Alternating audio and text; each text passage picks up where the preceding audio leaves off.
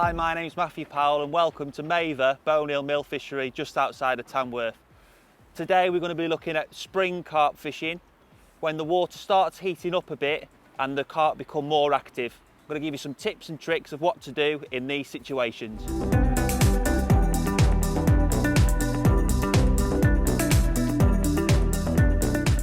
So tip number one this time of year, visual location. What do I mean by this? Well, it's simple.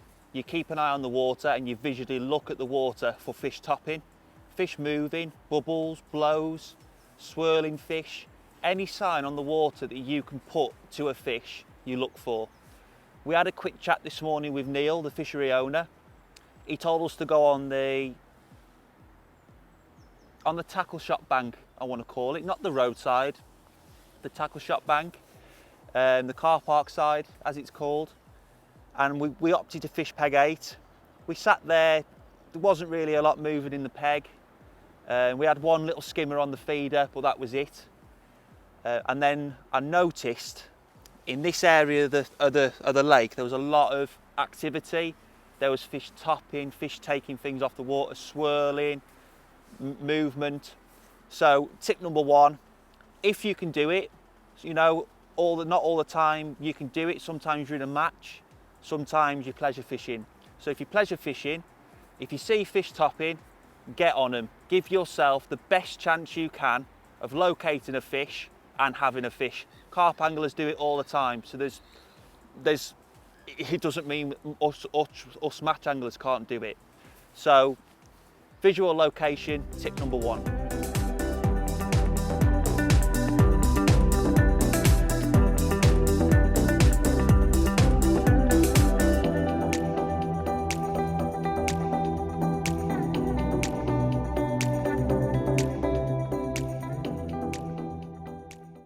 So now we've visually found the fish, we need to find where they're feeding. Are they feeding on the bottom, mid-water, or higher up in the columns? So when we come over here, I opted to chuck a little method feeder out. I always tend to start on this because I want to give them a little bit of feed just to see what they want. Just see what they want to do, if they want to feed. And it was quickly apparent that they just didn't want to feed. You know, that, oh, that's gone round there. Well, we got one on. So yeah, it was quickly apparent that the fish just didn't want to feed. Was getting loads of liners, loads of little taps, but no fish in the net.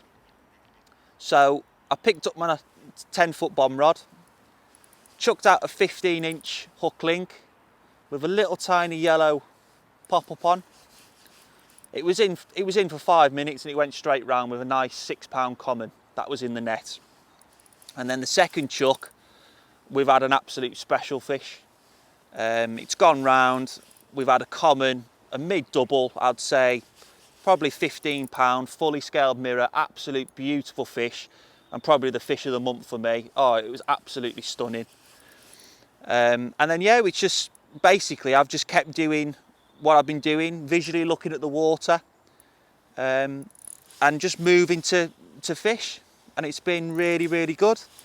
Obviously we've got this one on now, so while we've got one on, we'll just talk to you about playing fish. Just keep your rod nice and low. As you can see, I haven't picked the rod up in the air. Just keep the fish coming towards you, nice and smooth. Keep everything smooth motion, and the fish will just come towards you, as you can see. Obviously just keep an eye on where he is. I don't think he's a very big fish, this one. I think he's only a little fish, but they all count. He's trying to go around the corner here. Yeah, he's only a little fish.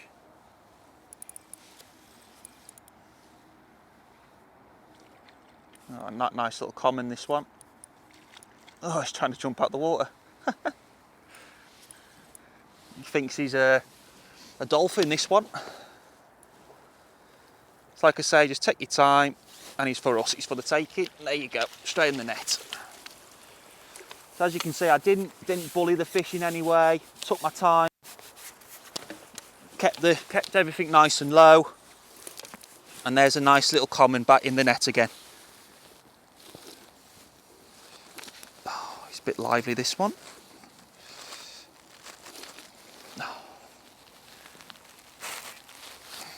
There you go, that's the hook out.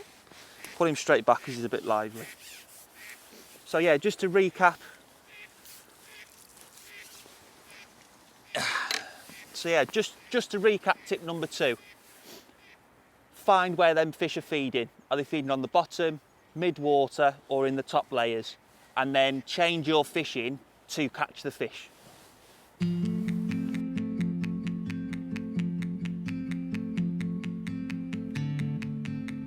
So another good tip, while I've got this one on, is casting to showing fish.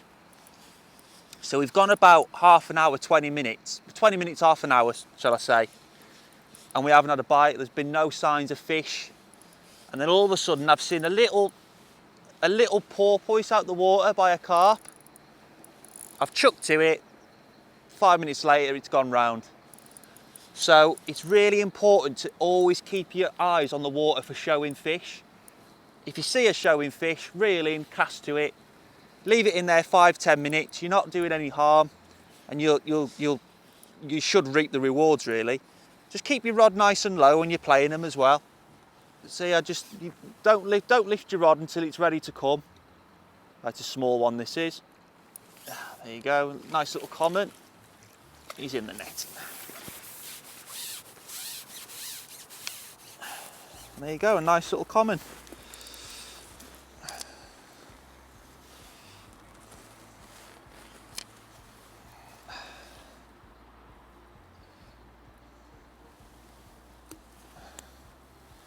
There you go, look. Nice little common on an 8mm wafter. As I've said, I think I've seen this fish jump. We've cast to it and we've caught him. So definitely, again, slightly going on visual location. Look for moving fish, target them, and that will be your reward. Let's get him back.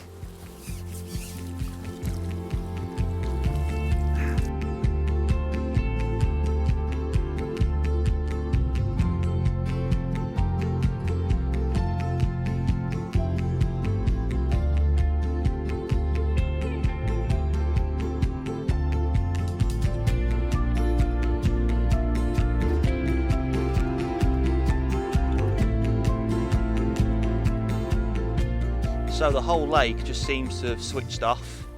There's been no signs on the top, there's been no fish crashing, no fish cruising. So I've decided to switch to the feeder. After about half an hour, like 2 or 3 casts, it's gone.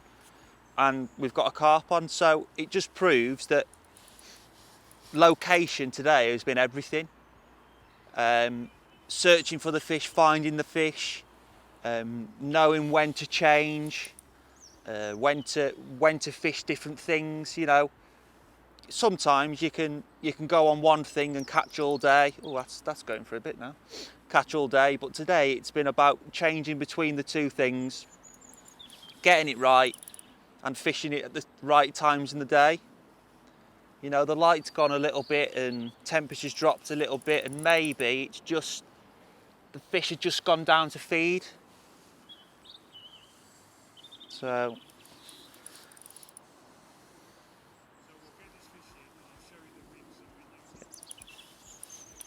So we'll get this fish in and I'll show you the rigs we've been using today to catch these fish.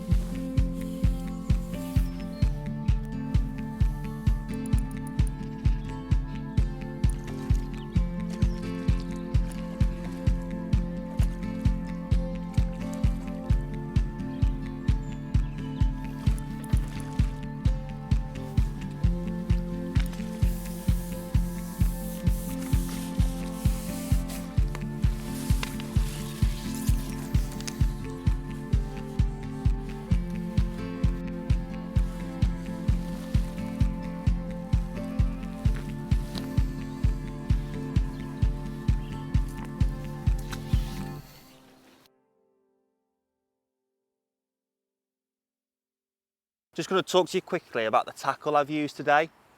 So rod wise, I've used 2 rods, 10 foot and 11 foot.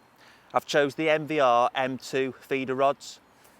They're absolutely brilliant. They're perfect for this sort of game. The 10 foot's really soft for a bomb rod, and the 11 foot's got a little bit more backbone for casting and at range. Absolutely brilliant rods. Both teamed up with the MVR 4000 reels.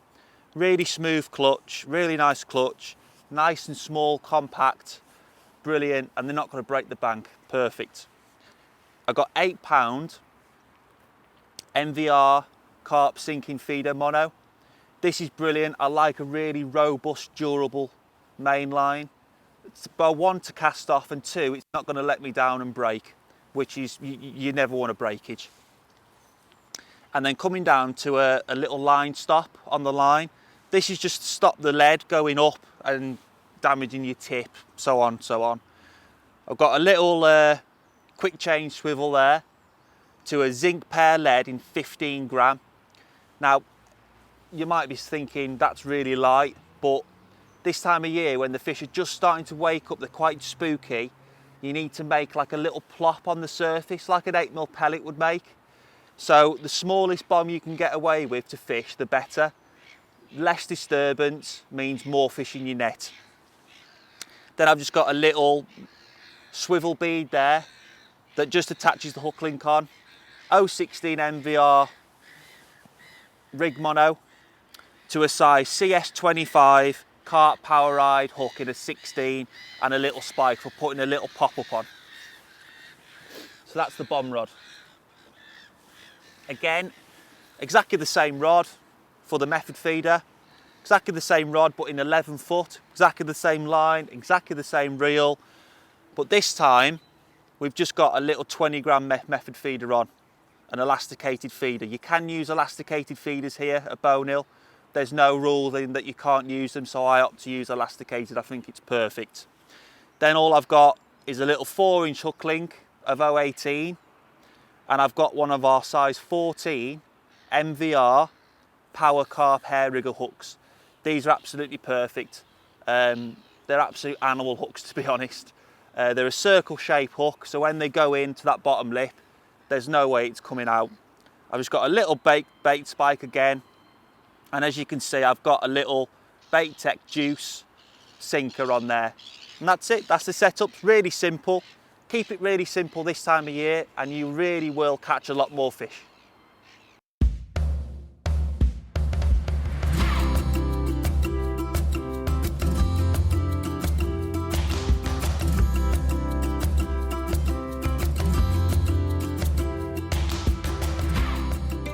So again, we've cast out, just looked at all the rigs, and we've got another one. So it just proves them fish have moved on to the bottom. Little tiny 20 gram method feeder, 4-inch hook link, size 14 MVR power hook. And we've got this nice little, I think it's a little carp, it could be a little skimmer. Oh, look at him, he's really, that could be an F1, that. A little F1. So yeah, it just proves that the fish have gone down. Oh yeah, it's a nice little F1. Oh, steady, steady. Coming a bit quicker than what he wanted to, I think. Look at him. He's a lovely little fish, he is. Just take a hook out. Oh, he's an absolute lovely little fish. So yeah, it just proves that them fish have gone back down on the bottom. So I think what we'll do, we'll have one more cast just to prove that, and then we'll wrap it up and call it a day.